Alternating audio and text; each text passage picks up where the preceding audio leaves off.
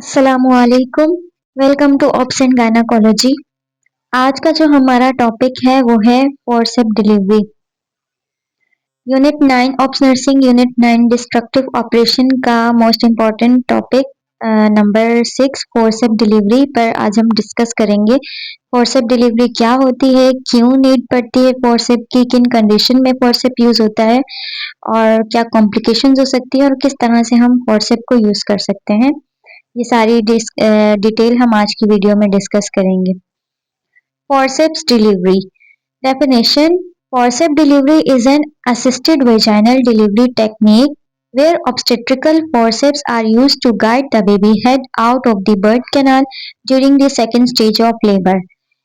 देखिए, जब लेबर का फर्स्ट स्टेज खत्म हो जाता है, सर्विक्स 10 cm तक डायलेटेड हो जाती है, तो सेकेंड स्टेज का नॉर्मल जो ड्यूरेशन होता है वो प्राइमरी ग्रेविडा में 1 आवर होता है और मल्टी में 2 आवर्स। प्राइमरी ग्रेविडा में प्राइमरी ग्रेविडा में 2 आवर्स होता है और मल्टी ग्रेविडा में 1 आवर। इसका मतलब कि सर्विक्स के डायलेट होने के बाद 1 घंटे के अंदर अंदर मल्टी ग्रेविडा में बच्चा डिलीवर हो जाना चाहिए और प्राइमरी में 2 घंटों के अंदर अंदर।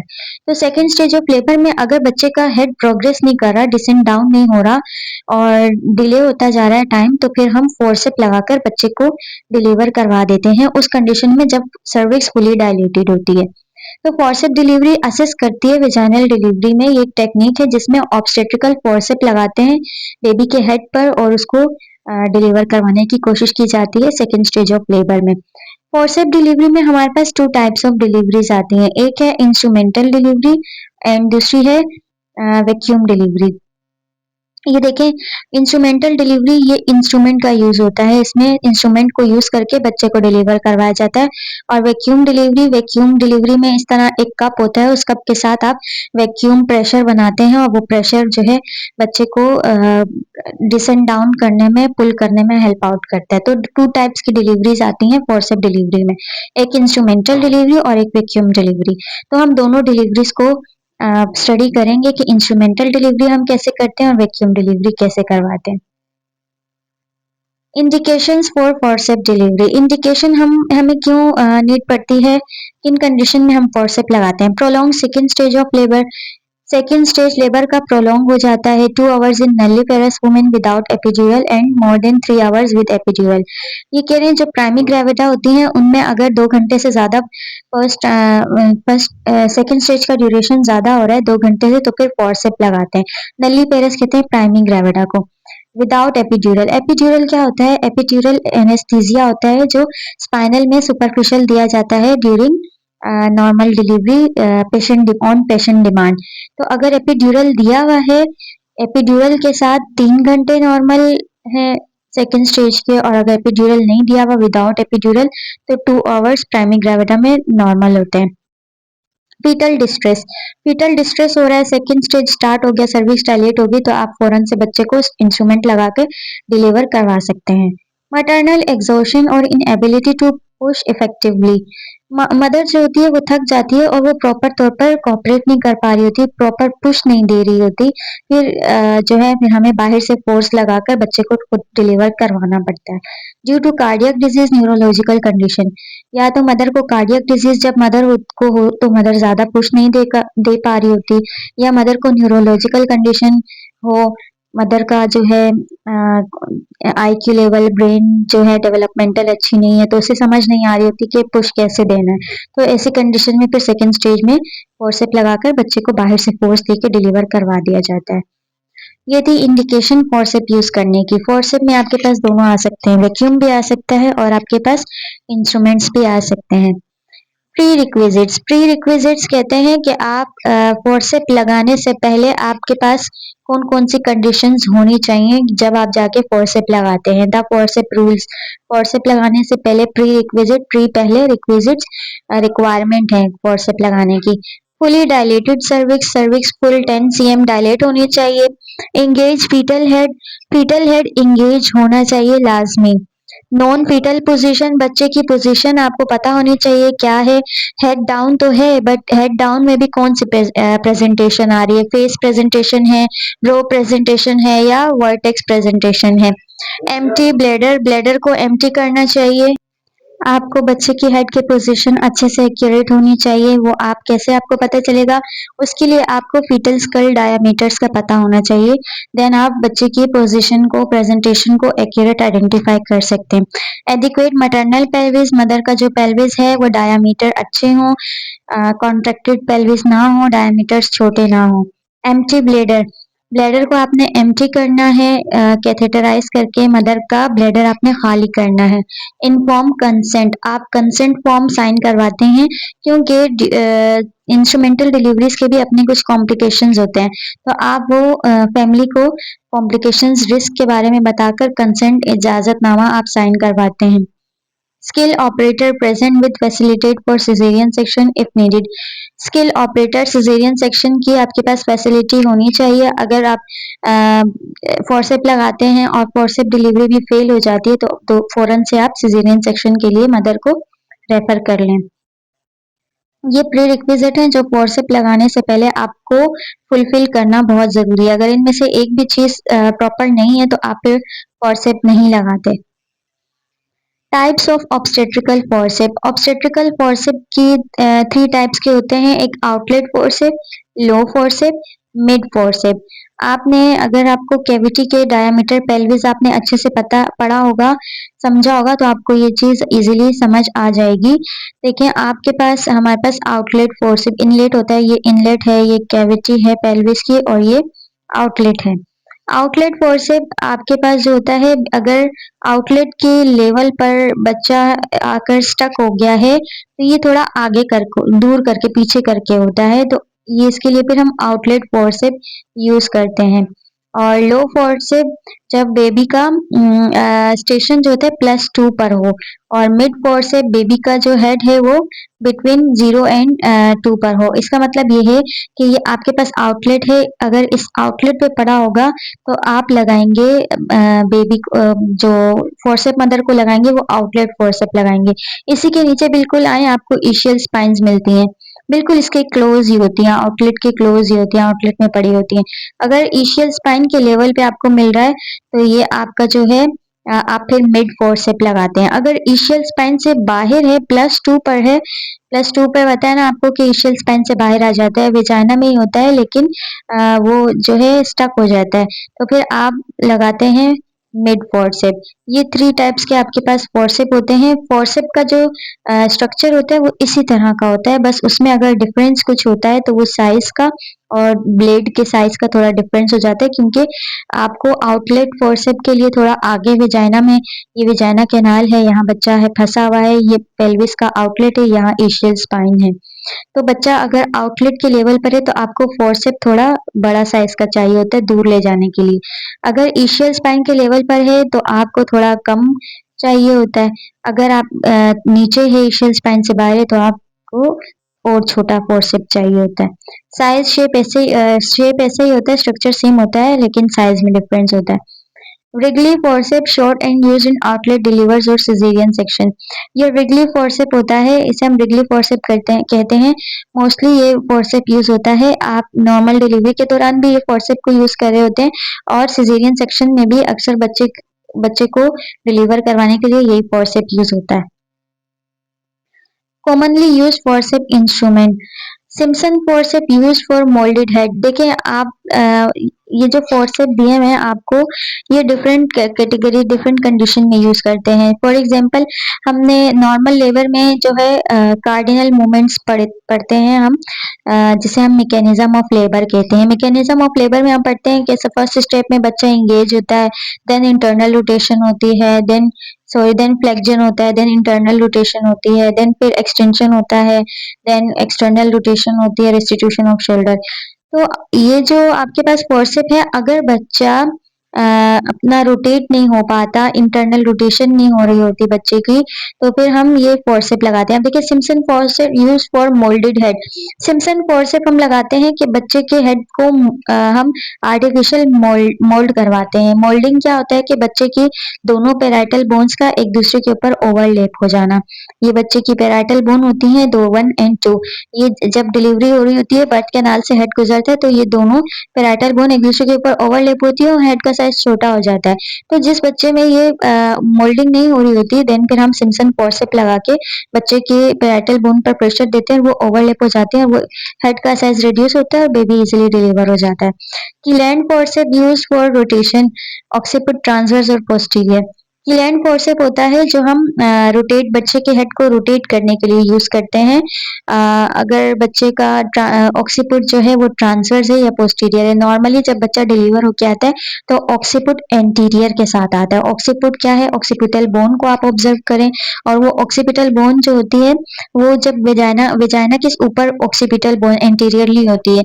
बच्चे का जो फेस होता है वो पोस्टीरियरली नीचे नीचे की तरफ होता है और एंटीरियरली ऑक्सीपिटल बोन होती है। लेकिन अगर आपने बीवी के और बच्चे का वेजाइना में देखा कि ऑक्सीपिट जो है या तो वो ट्रांसवर्स है या पोस्टीरियर है, देन फिर आप बच्चे को ये रिगली सॉरी कीलैंड फॉरसेप यूज करके बच्चे को रोटेट कर देते हैं और ऑक्सीपिट एंटीरियर पोजीशन में ले आते हैं। Wrigley forcep short and used in outlet deliveries और सिजेरियन सेक्शन।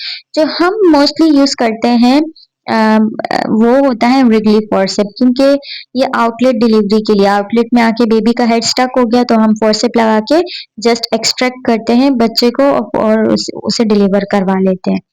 तो आपको ज़्यादा अगर याद रखना है मोस्ट इम्पोर्टेंट, तो आपको व्रिगली फॉरसेप को याद कर रखना है। हमारे ज़्यादा यूज में ये आता है। बाकी किलेंट फॉरसेप और सिम्पसन फॉरसेप ये फिर गायनाकोलॉजिस्ट के यूज में आते हैं। ये सिम्पसन फॉरसेप है जो किस लिए यूज होता है? मोल्डेड हेड को मोल्ड करने के लिए। ये आपके पास है किलेंट फॉरसेप। ये किलेंट फॉरसेप है, ये बच्चे को रोटेट करने के लिए यूज होता है। ये रिगली फॉरसेप है जो हमारी प्रैक्टिस में आता है। आउटलेट में हम अक्सर ये यूज कर लेते हैं। आउटलेट में अगर बच्चा आके स्टक हो जाए तो हम फिर रेगुलर फॉरसेप लगा के बच्चे को डिलीवर करवा देते हैं। आई होप आपको समझ आया हो। अब हम जो है ये कर रहे हैं, हमने क्या करना है, अब हमने फॉरसेप लगाने हैं तो स्टेप बाय स्टेप हम उस तरीके को समझेंगे। सबसे पहले आपने देखा फर्स्ट स्टेज खत्म हो गया, सर्विक्स फुली डायलेट हो गई, आपने वेट किया, बच्चे का हेड नीचे नहीं आ रहा, टाइम गुजरता जा रहा है, देन आपने अपनी माइंड बनाना है कि आपने फोर्सेप लगाना है, आपने इंस्ट्रूमेंट लगाना है या वैक्यूम लगाना है। अगर आप इंस्ट्रूमेंट लगा रहे हैं तो आपने कैसे स्टार्ट लेना है?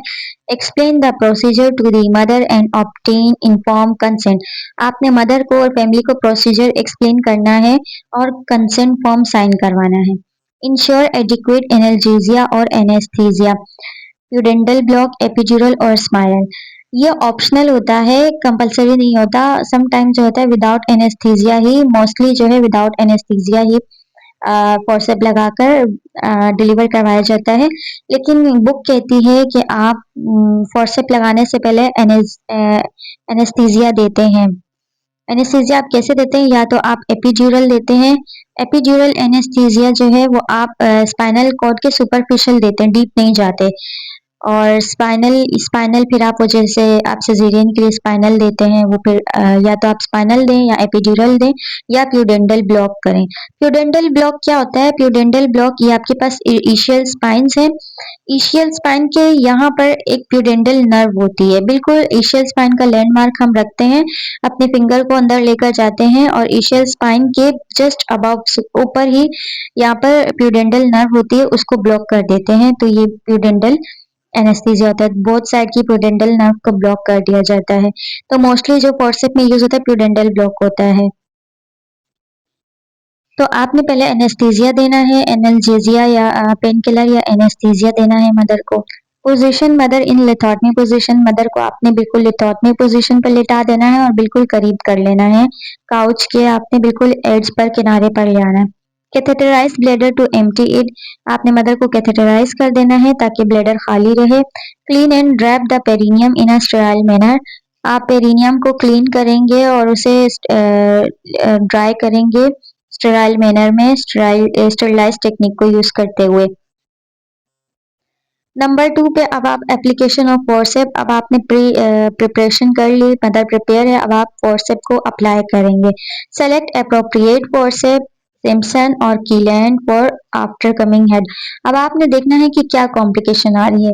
हेड रोटेट नहीं हो पा रहा या हेड डिसेंट डाउन नहीं हो पा रहा, तो उसके अकॉर्डिंग आपने फोर्सेप को सेलेक्ट करना है। देखिए 2 ब्लेड्स होते हैं, फोर्सेप के 2 ब्लेड्स होते हैं, एक ब्लेड आप एक साइड लगाते हैं, दूसरा ब्लेड दूसरी साइड हेड पे लगाते हैं और उसको लॉक करके फिर खींच लेते हैं।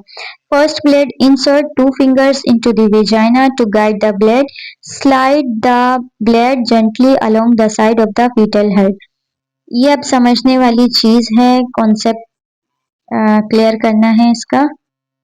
ये कह रहे हैं, ये देखें, जो फर्स्ट ब्लेड है,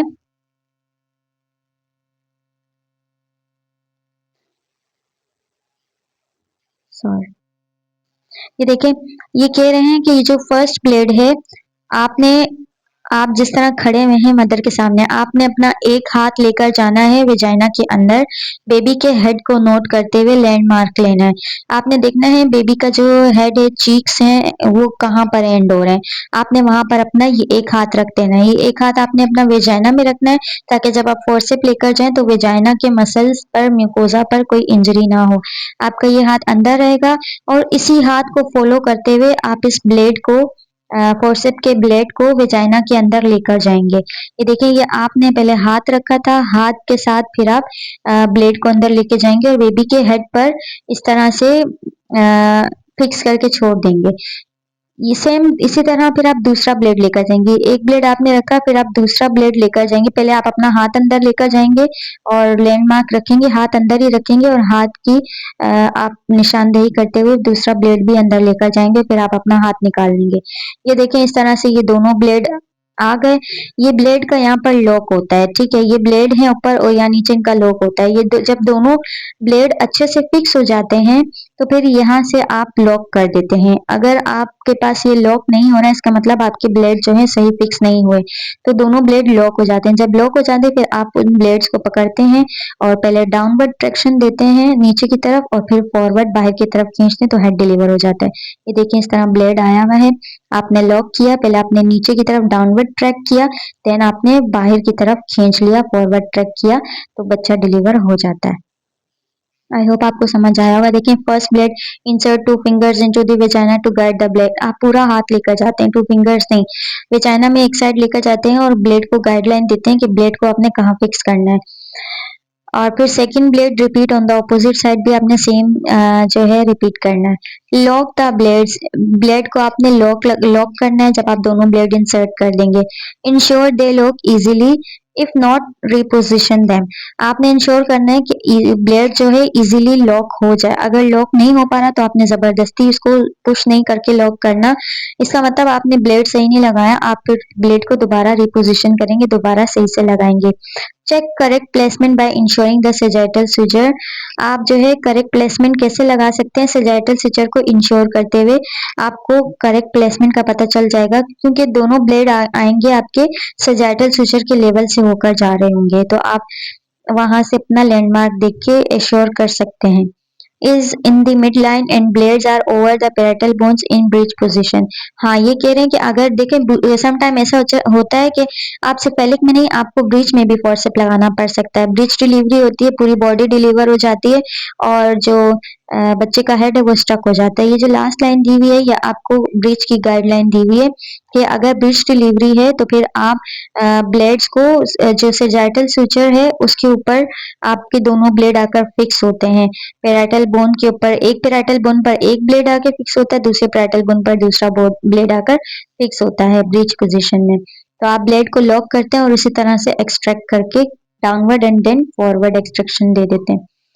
क्लियर है? ये 3 स्टेप, पहले आपने फर्स्ट ब्लेड लगाना है, फिर सेकंड ब्लेड लगाना है, फिर दोनों ब्लेड्स को लॉक करना है और फिर आपने करनी है ट्रैक्शन, उसको खींचना है।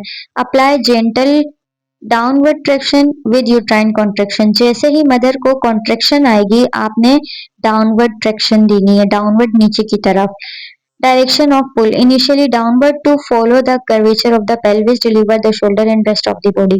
क्योंकि हमारे जो पेल्विस का कर्वेचर होता है वो ऐसे ही होता है, नीचे आप डाउनवर्ड ट्रैक्शन देंगे, देन फॉरवर्ड बाहर की तरफ खींचेंगे। कब? जब मदर पुश देगी, कॉन्ट्रैक्शन आएगी।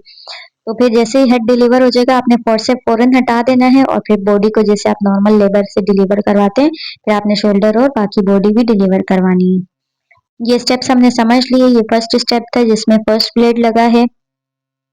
ये सेकेंड स्टेप, फर्स्ट ब्लेड लग गया, ये सेकेंड स्टेप में दूसरा ब्लेड लगा, फिर आपने ब्लेड को लॉक किया है, फिर आपने ट्रैक्शन, डाउनवर्ड ट्रैक्शन दिया और देन फॉरवर्ड ट्रैक्शन दिया, बेबी का हेड डिलीवर हो गया। ये देखिए वीडियो से भी हम इसको समझने की कोशिश करते हैं। ये आपके पास फोर्सेप है, ये फोर्सेप दिखा रही है आपको कि इसको आपने पहले सेट करके रखना है कि कौन सी लेफ्ट साइड ऑपोजिट में ये लॉक होता है।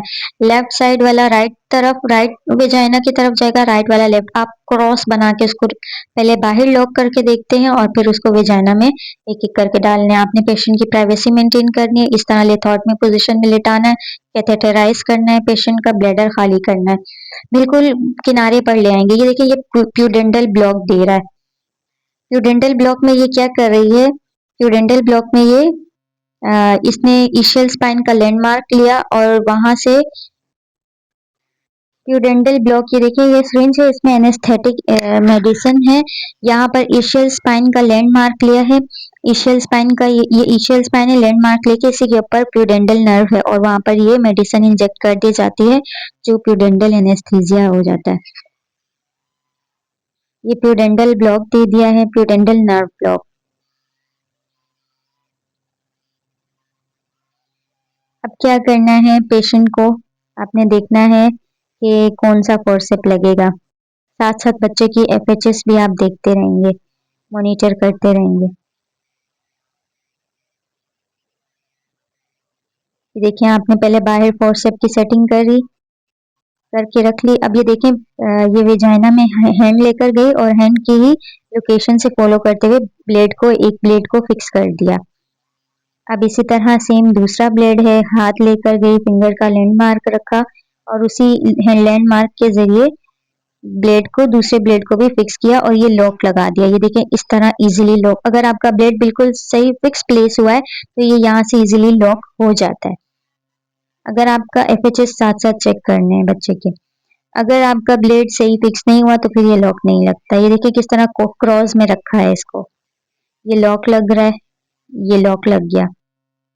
किस तरह से ब्लेड को ग्रैब्स किया है, कैसे पकड़ा हुआ है, हैंडल से पकड़ा हुआ है। अब जो है डाउनवर्ड खींचना है और फॉरवर्ड खींचना है। कब खींचना है, जब मदर को कॉन्ट्रेक्शन आएगी, उस कॉन्ट्रेक्शन पे आपने ट्रैक्शन देनी है। ये देखें बच्चे का हेड कैसे डिलीवर हो रहा है।